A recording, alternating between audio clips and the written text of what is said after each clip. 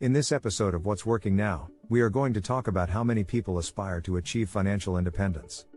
Consider yourself in a position where you don't have to work unless you want to. Imagine never having to worry about money and being able to quit your job without repercussions, or even retiring earlier than expected and spending your time doing what you love. You see, achieving financial freedom means that, for the first time in your life, you can freely pursue your passions without worrying about money. Because you have enough money to cover your living expenses comfortably. The truth is that when it comes to financial freedom, it rarely and usually does not happen overnight, and there are steps to take in order to achieve it. Which is what I'll be discussing in this video of What's Working Now. But first, I'd like to ask you a question: how far along are you on your path to financial independence? Knowing where you stand can help you figure out how to make your goals much more attainable. The stages I'll be discussing are shown on the screen. But first, please give this video a thumbs up and welcome and subscribe if you are new here. Let's start with the first one, without further ado. Dependence on money. Consider yourself to be in the dependent stage if you earn less than you spend or if you do not currently earn anything. If you still rely on your parents or other financial sources.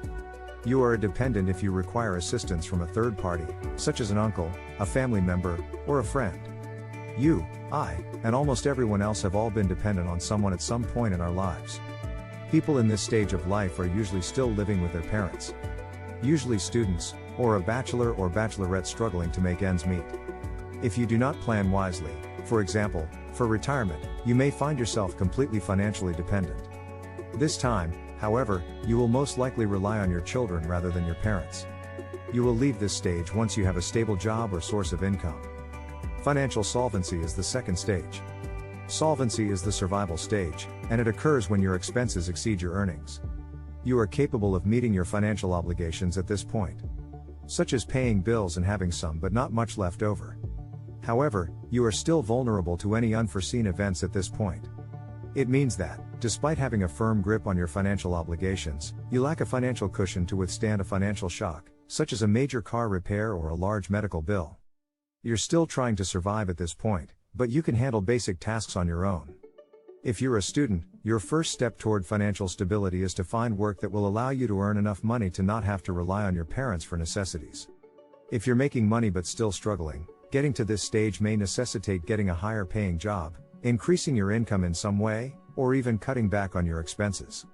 As you regain control of your finances, you will achieve financial solvency. To get here, you may have worked full-time or found a better paying job to support your lifestyle. The majority of the time, the transition from dependency to solvency entails reducing perks or extravagances. It is always important to recognize your accomplishments, regardless of how you arrived at this point. The following stage is financial stability. This stage is distinguished by your ability to save money on a monthly basis.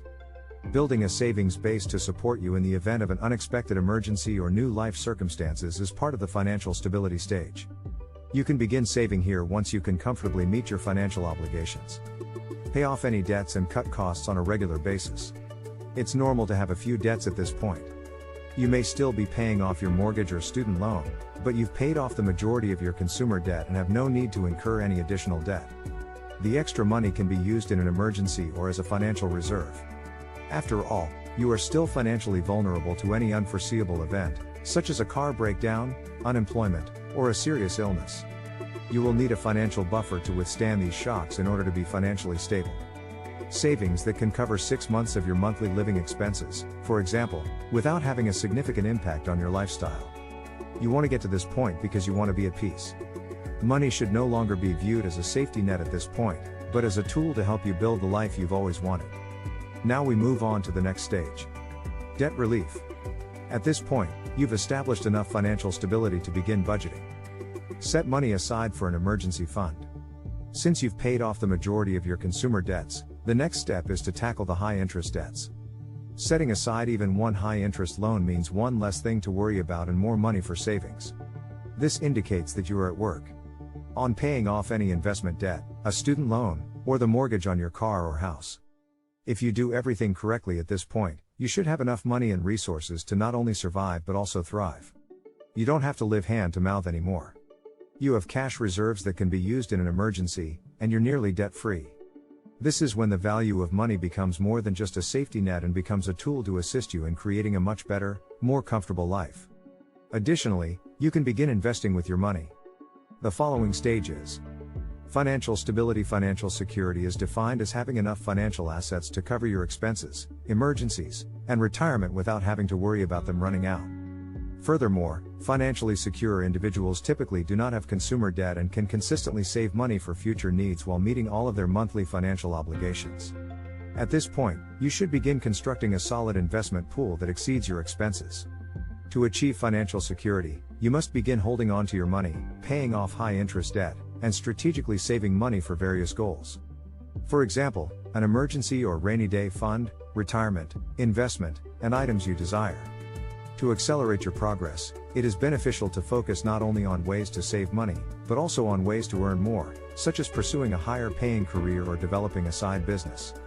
The goal of Stage 1, financial dependence, was to learn how to live within your means and pay off your debts.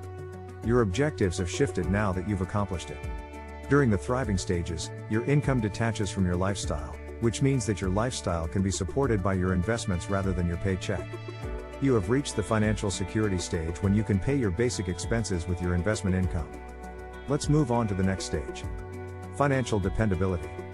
This stage is primarily concerned with recognizing the significance of a solid investment. If you've been putting money aside on a regular basis between stages 2 and 4, you'll have invested in stable assets that can provide short, medium, or long-term returns. As a result, you should be able to reap the rewards of your investments. You have already reached this stage if your investment income is sufficient to cover your basic living expenses. However, this does not mean you can now quit your job. It would be preferable if you continued to work more hours to cover your expenses. The following stage is financial independence. At this point, your investment income should be sufficient to cover your necessary costs as well as any extraneous expenses for the rest of your life. You may even be ready to quit your job and do the things you've always wanted to do without worrying about money now or in the future. This stage is sometimes divided depending on whether your savings can partially fund your lifestyle or allow you to live more abundantly than you do now. Because everyone lives a different lifestyle, there is no specific or fixed figure that will tell you that you have now achieved financial freedom. For most people, financial independence means that your basic needs and some comforts can be met by your investment income. At this point, your lifestyle and paycheck are nearly indistinguishable, and you could choose to stop working entirely.